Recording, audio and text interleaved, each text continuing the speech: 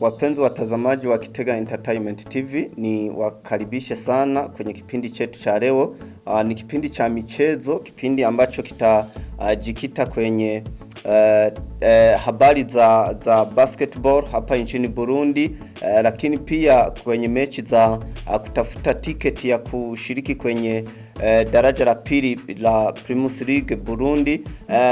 Tutamalizia huko barani Ulaya tukiangalia ligi ya mabingwa barani Ulaya. Michezo imeanza hiyo jana na michezo minani imepigwa bila shaka. Tutawadondolea jinsi mambo yalivyokuwa, lakini pia hii leo kuna michezo mingine minane ambayo inatarajiwa kucheza. Ngoja tuanzie hapa kwetu Burundi, kwenye basketball. Basketball jana, Fondation Pax Burundi walikuwa wako wanaonyesha kwamba wanataka kuandaa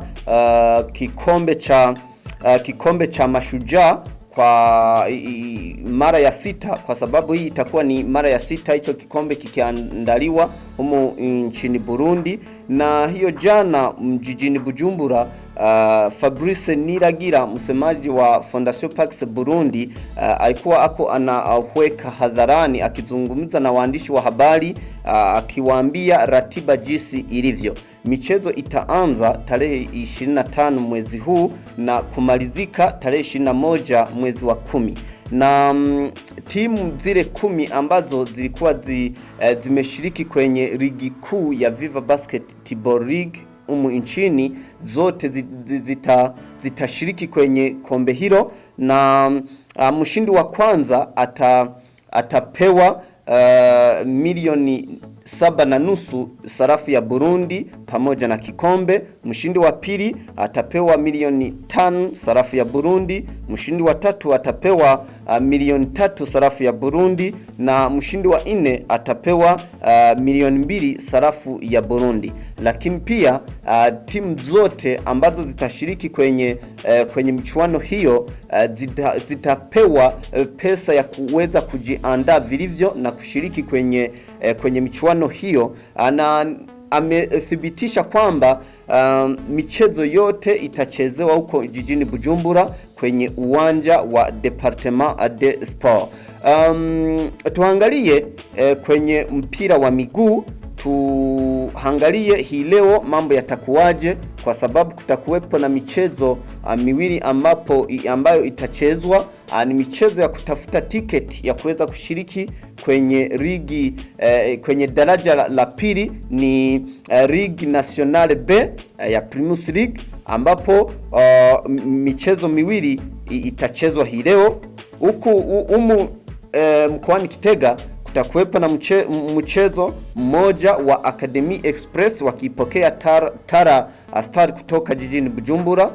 Wiki iliyopita waliweza kuchuana na wakatoka sare ya kufungana mabao 2-2, lakini mkoa wa Cibitoke na hapo kutakuwepo na mchezo mwingine ambapo Buganda City wataipokea Etoile FC ya huko Bubanza, na nao walikuwa wamecheza wiki iliyopita, na hii leo tutawajua wale washindi ambao watacheza mchezo wa mwisho na kuweza kushiriki kwenye ligi kwenye daraja la pili, kwa sababu ukipata tiketi ya kuweza kucheza mchezo wa mwisho tayari utakuwa umekatisha tiketi ya kuweza kushiriki kwenye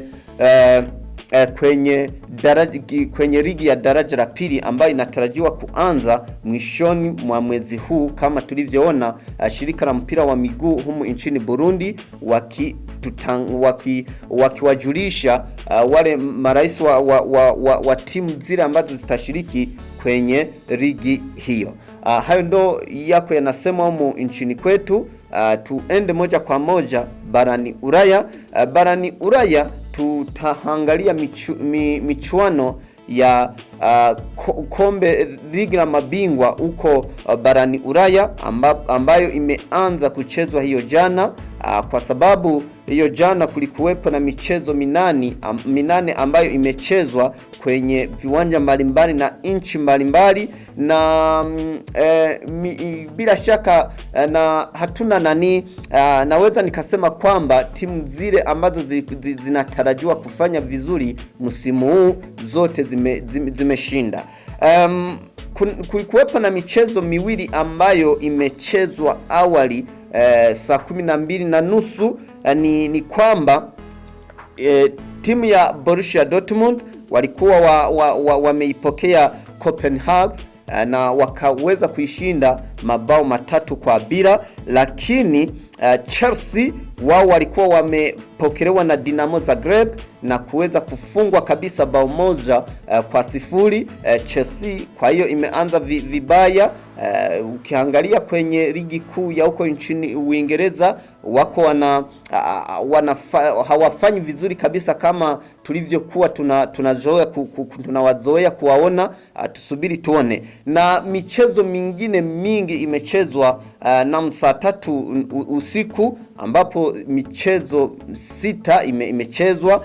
Ni kwamba Real Madrid ilikuwa imeelekea huko nchini Scotland ama Ecosse na kuweza kucheza na hii timu ya Celtic Glasgow, na Real Madrid wamefanikiwa kuifunga mabao 3-0. Vinicius Junior ndiye alikuwa amefunga bao la kwanza la msimu huu kwenye ligi ya mabingwa la Real Madrid, na inakumbukwa kwamba mchezaji ni amefunga bao la mwisho la ligi ya mabingwa wakicheza final na Liverpool, kwa sababu Real Madrid mnakumbuka kwamba wameshinda bao 1-0 na kuweza kutwaa kombe hilo.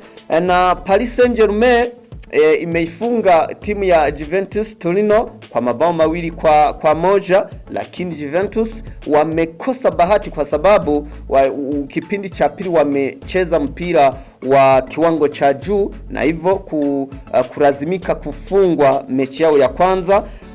Mchezo mwingine ni Sevilla walikuwa wameipokea Manchester City, na Manchester City kama kawaida wameifunga Sevilla mabao 4-0. Mabao mawili kati mwa hao mane yamefungwa na mchezaji wao machachari Erling Haaland. Ukiangalia Strasbourg wamegawa na Milan bao 1-1. Benfica wameifunga Maccabi Haifa bao 2-0. Red Bull Leipzig wamefungwa na Shakhtar Donetsk bao 4-1. Hiyo ilikuwa ni michezo ambayo imechezwa hiyo jana, lakini hii leo michezo hiyo itaendelea kwa mechi 8 ambazo zitapigwa ni wiki ya kwanza hatua ya makundi. Saa 12:30 Eintracht Frankfurt wataipokea Sporting, lakini kuna mchezo mwingine wa saa 12:45 kumradhi, saa 12:45 Eintracht Frankfurt watacheza na Sporting, lakini Ajax wataipokea Rangers saa 12:45. Michezo mingine itachezwa na saa 3 usiku. Tottenham Hotspur wataipokea Olympique Marseille kutoka huko Ufaransa.